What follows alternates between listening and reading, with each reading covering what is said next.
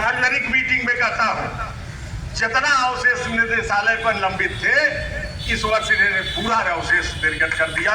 इसके लिए इनको बधाई। वेतन की ग्रांट आपको कभी कम नहीं होने पाई। ये केवल मदन लाल जी के इच्छा शक्ति पर निर्भर था। इन्होंने शिक्षकों के हित में ये काम किया। मैंने इन्हें तो सम्मान करना चाहता था अपने सम्मेलन में बुलाकर। हम कभी अधिकारियों से गाली गलौज करके, हम कभी उनका अपमान करके हम क्या पाए? हम शिक्षक हैं, अगर किसी शिक्षक ने उन्हें पढ़ाया है, हम गाली गलौज नहीं करते, लेकिन हाँ अपने हक के लिए कुर्बानी देना जानते हैं। मानी शर्मा जी सिखा गए हैं कि ठहराव सड़न पैदा करता है।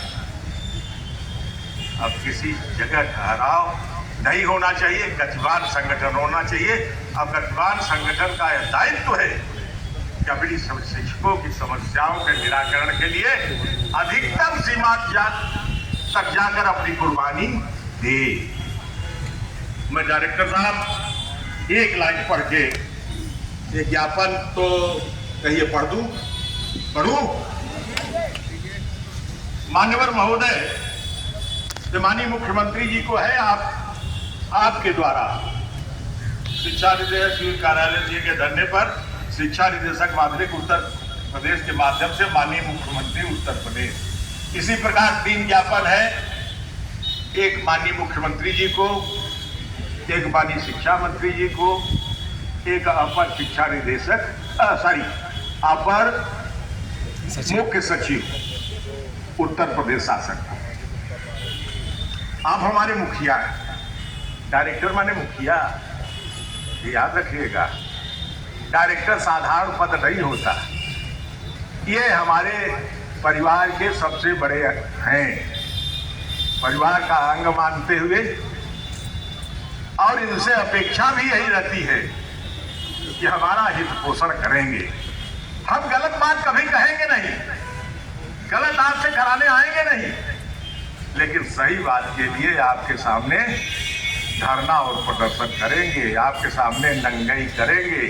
ये जान लीजिए, सही बात है।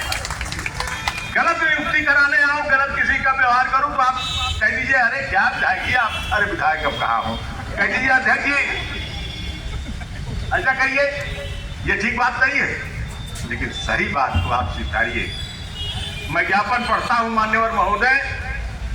4 जुलाई 2025 को अपर मुख्य सचिव माध्यमिक शिक्षा एवं आपको शिक्षा निदेशक माध्यमिक से मिलकर, स्वयं मैं मिला था 4 तारीख को, मिलकर सहायता प्राप्त माध्यमिक विद्यालय में कार्यरत शिक्षकों के ऑफलाइन हस्तांतरण की सूची शीघ्र निर्गत करने का अनुरोध किया था, किंतु आज दिनांक 11 जुलाई 2025 तक कोई सूची निर्गत नहीं हुई। मेरा तर्क क्या है, क्यों हो जाना चाहिए? मान्यवर, ऑनलाइन हस्तांतरण की एक सूची जारी की गई, हमें उससे कोई शिकायत नहीं।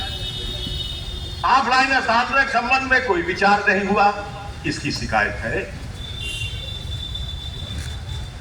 जबकि 7 जून 2025 को श्री कृष्ण कुमार गुप्त विशेष सचिव उत्तर प्रदेश शासन ने शासकीय सहायता प्राप्त माध्यमिक विद्यालय में कार्यरत प्रधान एवं अध्यापकों के ऑफलाइन प्रकरण पत्रावलियां निर्धारित प्रक्रिया अनुसार 7 जून तक प्राप्त हो चुकी हैं का परीक्षणोपरांत हस्तांतरण आदेश इंटरमीडिएट शिक्षा अधिनियम 1921 की धारा 16 के अधीन निर्मित विनियमों के अध्याय 3 के विनिमय 59 पोस्ट विद 4 में उल्लिखित अधिकारी द्वारा किया जाएगा।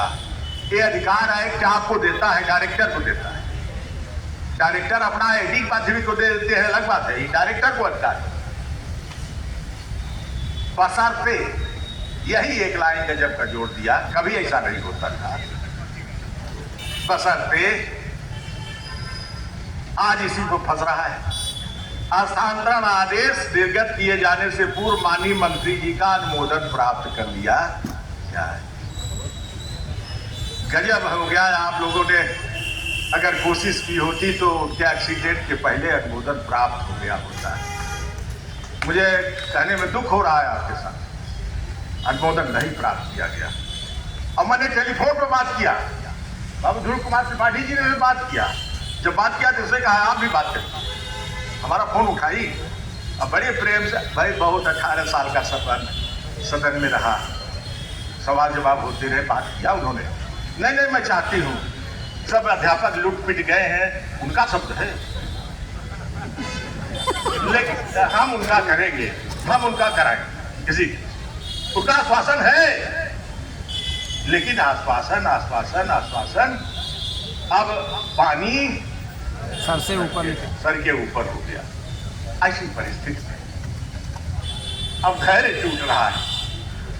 ऑफलाइन स्थानांतरण रोक के संबंध में न तो कोई शासनादेश निर्गत हुआ, आपके द्वारा कोई रोक भी नहीं लगाई गई, सालों पहले से न रोका गया और न ही विभाग का कोई रोक लगाने का आदेश हुआ। अपने गृह जनपद में आने वाले इच्छुक शिक्षकों की अभिलाषा इतनी बढ़ी कि दोनों विद्यालयों के प्रबंधकों, दोनों जनपदों के जिला विद्यालय निरीक्षकों, दोनों मंडल के संयुक्त शिक्षा निदेशकों को खुश करने में, उनकी खुशामद करने में अपना श्रम और कीमती समय भी बर्बाद कर दिया। अब जबकि उनकी निर्धारित अवधि में पत्रावलियां निदेशालय स्तर पर जमा हो गई, तो ऑफलाइन हस्तांतरण न होने का क्या औचित्य है? क्वेश्चन मार्क, क्या औचित्य है, यही बता दीजिए आप। जब शासनादेश हो गया, आपके विभाग से रोक नहीं लगी, सब, तो अब ये प्रकरण क्या औचित्य है रोके जाने की प्रचलन? औचित्यहीन है। प्रकरण को लेकर इससे प्रभावित शिक्षकों तथा उनके परिवार में सरकार और विभाग के प्रति घोर निराशा और क्षोभ व्याप्त है। स्थिति विस्फोटक है। अतः आपसे अनुरोध है कि सभी प्रकार से वैध प्रक्रिया अपनाते हुए ऑफलाइन हस्तांतरण की जो पत्रावली निदेशालय स्तर पर जमा हो चुकी है, उन सभी का हस्तांतरण आदेश निर्गत कराने की कृपा करें। यह प्रकरण जनहित और लोकहित से संबंधित है। ये तो ऑफलाइन की रहा, और तो एक एक पैराग्राफ जो पहले मैंने कह दिया वो कह दिया, वो लिखित रूप से, वही बात लिखित रूप से। तो मान्यवर ध्रुव बाबू का एक प्रस्ताव है, वो हमारे नेता हैं, नेता शिक्षक दल की बड़ी भूमिका होती है। मैं भी रहा तो 3 साल, लेकिन नेता शिक्षक दल अगर कह रहे हैं तो प्रदेश अध्यक्ष होने के नाते मैं उसको टाल भी नहीं सकता, मैं उसे स्वीकार करता हूं। और आपसे अनुरोध है, अभी आपसे मैंने बात भी किया है, ध्रुव बाबू की भी बात हुई है। देखिए, ये ऑफलाइन हस्तांतरण तो होने, अब ये न मानिए कि इसको हम ये देखेंगे वो करेंगे, चाहे जो करे, इसके बाद ये शिक्षक